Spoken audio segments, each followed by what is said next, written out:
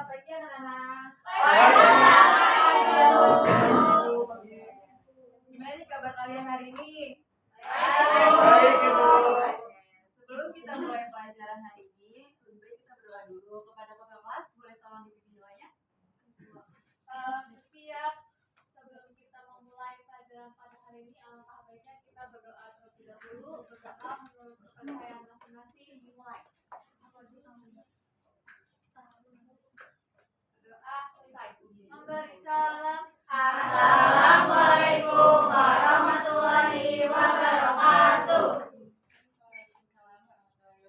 Terima kasih ketua kelas. Sekretarisnya di sini siapa ya? Bu. Hari ini hadir semua? Hadir semua, Ibu. Oke, terima kasih. Nah, gimana nih? Udah siap belum buat belajar hari ini semuanya? Siap, Bu. Siap dong. Oke, boleh dibuka dulu buku catatannya sama buku paketnya. Kita bawa, Bu. Boleh pinjam. Sebelumnya ada yang tahu nggak sih kita akan belajar apa hari ini? Berbahaya. Oke, betul, perubahan sosial. Tapi sebelum masuk ke materi perubahan sosial, Ibu mau ajak kalian mengingat kembali. Di kelas 10 kalian udah pernah belajar materi gejala sosial. Nah, ada nggak sih yang masih ingat apa itu gejala sosial? Melani masih ingat, Bu. Oke, boleh Melani. Gejala sosial itu merupakan peristiwa yang terjadi dan juga dapat diamati dalam kehidupan sosial, Bu. Nah, bagus banget Melani masih ingat apa itu gejala sosial. Oke, sekarang Ibu mau kalian coba pikir baik-baik. Ibu punya satu pertanyaan. Apa sih perubahan yang ada di sekitar kalian di 5 tahun terakhir ini? Ada yang bisa? Oke, boleh. Dulu masih banyak anak-anak yang main karet, main gunung, ambil cupang. Sekarang udah nggak ada. Mereka juga pada main HP. Kamu main cupang nggak? Ya, sekarang kebanyakan main HP gitu ya. Sekarang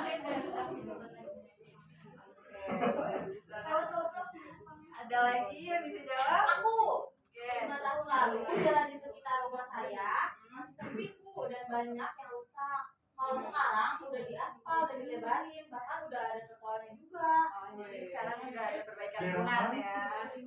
Oke, bagus. Jawabannya menarik-menarik semua ya. Nah, sekarang Ibu mau nampilin video singkat tentang perubahan sosial. Video sebentar ya.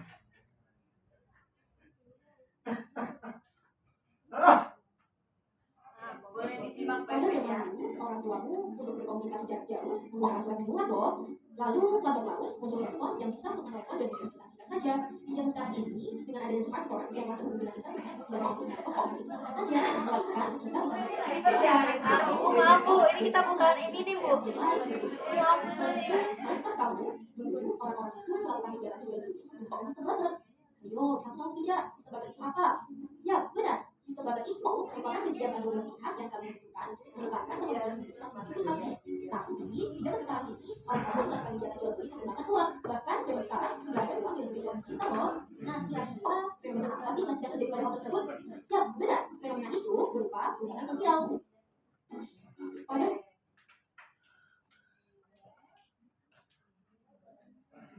Nah, jadi dari video tadi itu kita tahu beberapa fenomena perubahan sosial, dan yang disebutin sama teman-teman kalian sebelumnya itu juga termasuk bentuk dari perubahan sosial. Selanjutnya ada yang tahu nggak sih apa itu perubahan sosial? Oke, boleh. Perubahan sosial itu biasanya terjadi di dalam masyarakat. Betul banget. Nah, sekarang kita simak baik-baik materi perubahan sosial. Nah, apa sih perubahan sosial itu? Perubahan sosial secara umum itu merupakan perubahan yang terjadi pada struktur, sistem sosial, sikap, dan nilai serta pola-pola perilaku kehidupan suatu masyarakat. Selanjutnya ada 4 tokoh yang mendefinisikan perubahan sosial. Yang pertama ada Sela Sumarjan. Ada yang bisa bantu Ibu baca ini? Aku mau, Bu. Boleh.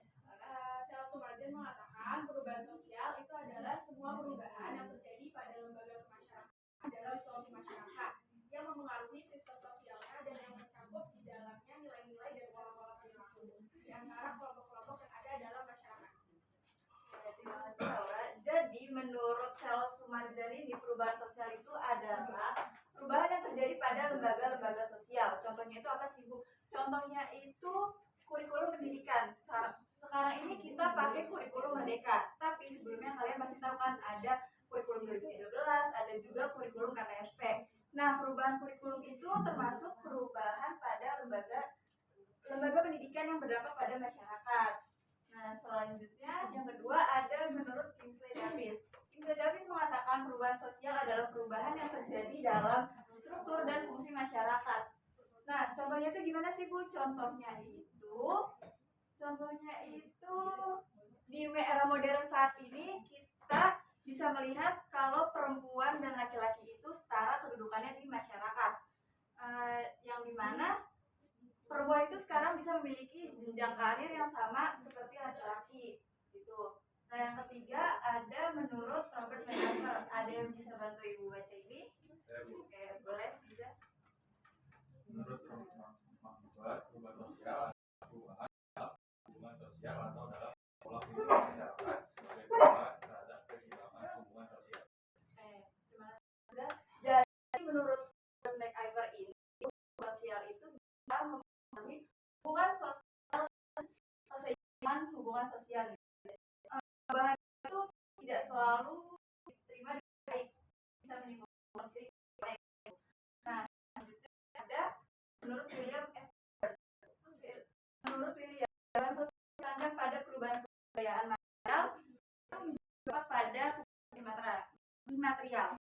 Apa itu kebudayaan material dan imaterial? Kebudayaan itu adalah kebudayaan yang bisa dilihat, oh dia tuh wujudnya ada dan bisa dilihat gitu. Nah, kalau imaterial itu kebudayaan yang tidak bisa dilihat tapi bisa dirasakan. Contohnya itu apa sih Bu? Contohnya itu ada teknologi yang bisa mempengaruhi pola pikir dari masyarakat gitu.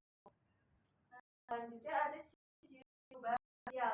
Pertama, ada masyarakat yang berhenti berkembang. Jadi perubahan ini tuh bersifat dinamis dan itu pasti berkelanjutan. Yang kedua, ada perubahan yang terjadi pada lembaga sosial tertentu akan diikuti perubahan pada lembaga lain. Nah, perubahan ini tuh pasti akan diikuti dari satu, diikuti oleh yang lain gitu. Yang ketiga, ada perubahan sosial yang cepat akan mengakibatkan disorganisasi sosial. Di sini tuh jadi perubahan bisa menimbulkan konflik dan mengharuskan masyarakat itu beradaptasi gitu. Selanjutnya ada perubahan tidak dapat dibatasi hanya pada bidang kebendaan atau spiritual saja. Keduanya akan saling berkaitan. Jadi di sini perubahan sosial itu pasti akan bersifat timbal balik antara yang kebendaan atau spiritual gitu. Nah, selanjutnya ada faktor penyebab dari perubahan sosial. Yang pertama ada perubahan kondisi lingkungan. Bencana alam atau kerusakan lingkungan yang disebabkan oleh manusia itu bisa mengakibatkan manusia beradaptasi dan memicu perubahan sosial gitu. Yang kedua ada perubahan jumlah penduduk.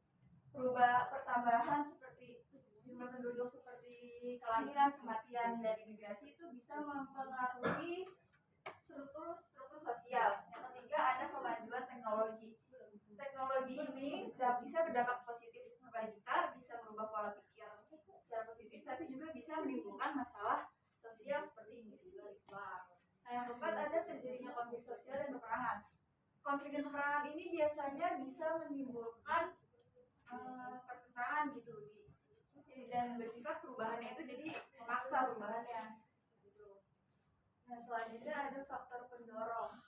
Yang pertama ada interaksi kebudayaan lain dan mudahnya akses informasi, heterogenitas penduduk, keterbukaan orientasi masa depan, dan sikap menghargai masyarakat terhadap budaya baru, serta pemerataan pendidikan, ekonomi, akses informasi, dan teknologi. Jadi faktor-faktor ini tuh bisa mendorong perubahan. Contohnya itu biasanya perubahan cepat terjadi di perkotaan. Nah, yang kedua ada faktor penghambat.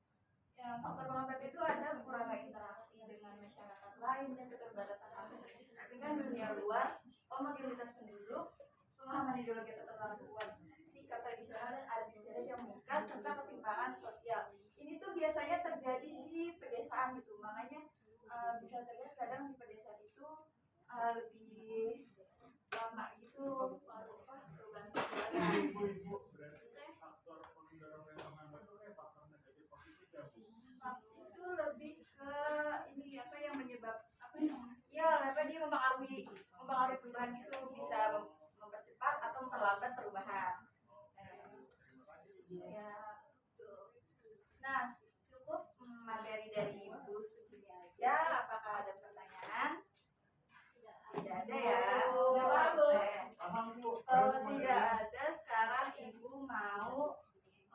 pemahaman kalian dengan beberapa soal.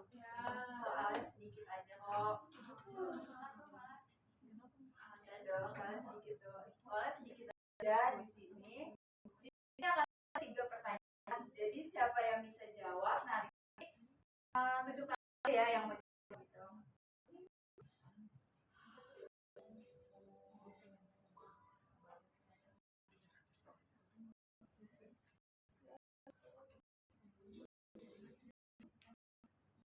Pertama, bagaimana teknologi bisa menjadi faktor ganda? Siapa yang bisa jawab ini? Boleh Cici. Nah, kalau jawaban saya itu teknologi memang mendorong perubahan sosial dan cepat. Kayak misalnya tuh ada di dunia kerja dan komunikasi Bu. Tapi di sisi lain, teknologi itu juga bisa menciptakan kesenjangan digital. Kayak masyarakat yang nggak melek teknologi itu ya udah bisa tertinggal karena mereka nggak bisa ini teknologi. Dan ini juga jadi tantangan besar di dalam proses adaptasi sosial di masyarakat itu. Oke, baik. Jadi boleh tolong tepuk tangan dulu ke Cici. Jadi benar teknologi itu bisa berdampak positif ataupun negatif. Dia bisa menjadi pendorong ataupun menjadi tantangan. Karena teknologi bisa berdampak pada inovasi baru gitu, misalnya adanya ruang guru, bimbel-bimbel online itu, ojek online itu kan positifnya, sedangkan kayak tantangannya itu teknologi bisa membuat kita jadi kayak individualis gitu. Nah, ya betul, AI juga itu termasuk bisa negatif kalau digunakan secara tidak baik. Nah, pertanyaan selanjutnya, menurutmu apakah semua perubahan sosial berdampak positif? Jelaskan dengan contoh. Ada yang bisa jawab?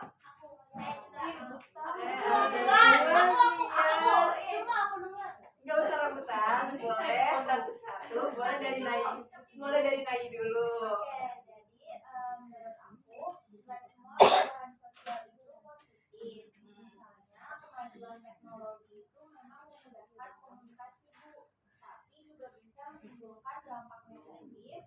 Soalnya orang jadi lebih sering berinteraksi lewat layar daripada secara langsung. Bertepukan dulu Teh. Nah, boleh ke Oke Bu, kalau menurut saya sih agak masih Bu kayak nah perubahan itu dampaknya tuh bisa positif juga negatif, jadi tergantung konteksnya gimana gitu Bu. Contoh positifnya gerakan kesetaraan gender yang memberikan ruang bagi perempuan di dunia kerja, tapi ada juga perubahan negatifnya seperti urbanisasi cepat yang malah memicu kemiskinan baru dan masalah lingkungan di sekitar kita. bagus banget contohnya dari Davina. Boleh tepuk tangan dulu buat Davina. Di perubahan sosial ini tuh emang bisa membawa dampak positif dan negatif. Contohnya tadi kayak bisa menimbulkan kesetaraan, terus itu positifnya. Kalau negatifnya ya kebanyakan main HP gitu misalnya. Selanjutnya pertanyaan ketiga, ada yang bisa jawab pertanyaan ketiga? Saya dulu. Ladies first ya, tolong. Jadi boleh. Kalau yang saya lihat di masyarakat itu tentang penolakan pembangunan industri besar di daerah, mereka tuh takut kehilangan lahan pertanian, terus rusak lingkungan. Jadi penolakannya itu muncul karena perubahan itu dianggap merugikan secara ekonomi dan ekologis. Jadi perubahan industri yang ditolak oleh masyarakat itu bagus banget. Boleh tepuk tangan dulu buat Sakti.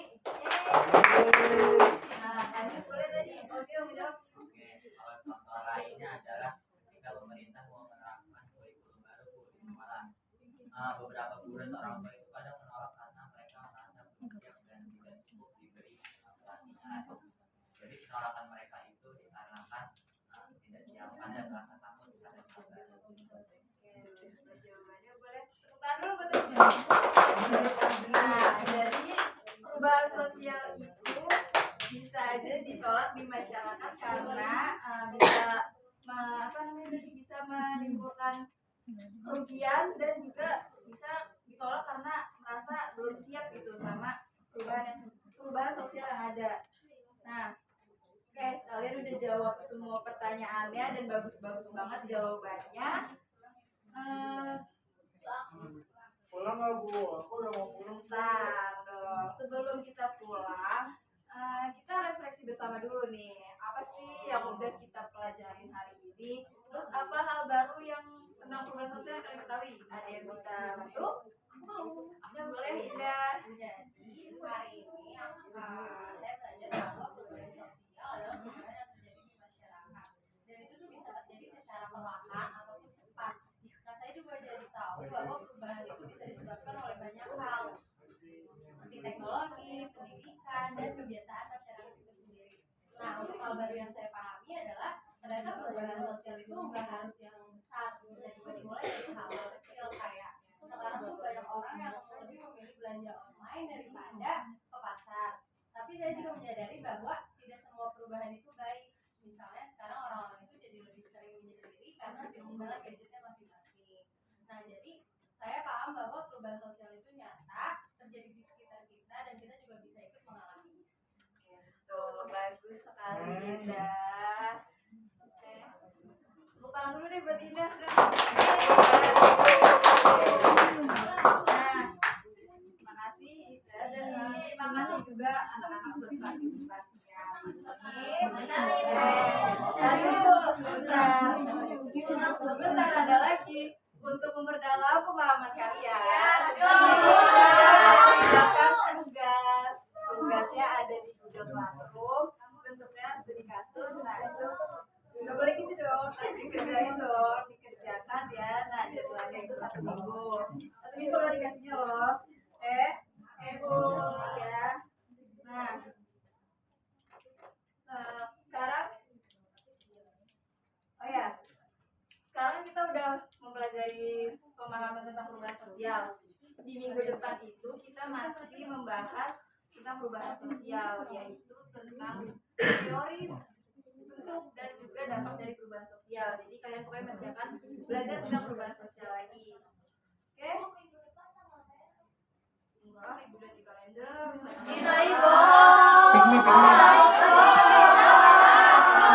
Kalian jangan lupa dibaca materinya buat minggu depan, terus dicatat yang kalian dapat apa aja. Nah, segitu aja materi hari ini. Untuk menutup pelajaran hari ini, ibu kita tolong ketua kelas untuk menyanyi doa. Oke. Ya, sebelum kita mengakhiri pelajaran hari ini, alangkah baiknya kita berdoa menurut percaya masing-masing. Berdoa dimulai. Berdoa selesai. Memberi salam. Assalamualaikum warahmatullahi wabarakatuh. Terima kasih. Terima kasih.